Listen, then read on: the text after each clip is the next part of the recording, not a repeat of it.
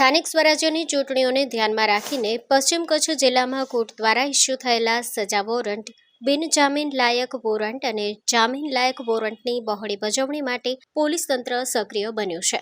આ અભિયાન અંતર્ગત ભુજ શહેર બી ડિવિઝન પોલીસે નાસ્તા ફરતા એક આરોપીને ઝડપી પાડી કાયદેસરની કાર્યવાહી હાથ ધરી છે.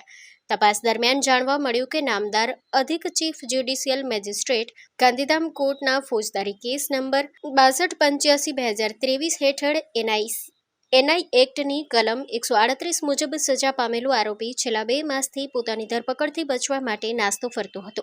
આ આરોપીને પકડવા માટે સર્વેલન્સ સ્ટાફ દ્વારા જરૂરી વર્કઆઉટ અને તપાસ હાથ ધરવામાં આવી હતી. દરમિયાન નાઇટ પેટ્રોલિંગ વખતે મળેલી ખાનગી બાતમીના આધારે સર્વેલન્સ ટીમ આરોપીને ઝડપી પાડ્યો હતો.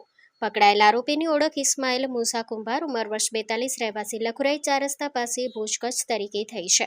આરોપીને કોર્ટ દ્વારા ફટકારવામાં આવેલી સજાના અનુસંધાને ધોરણસર કાયદેસરની કાર્યવાહી હાથ ધરવામાં આવી છે. Story report by Kiran Gori, Bhuj.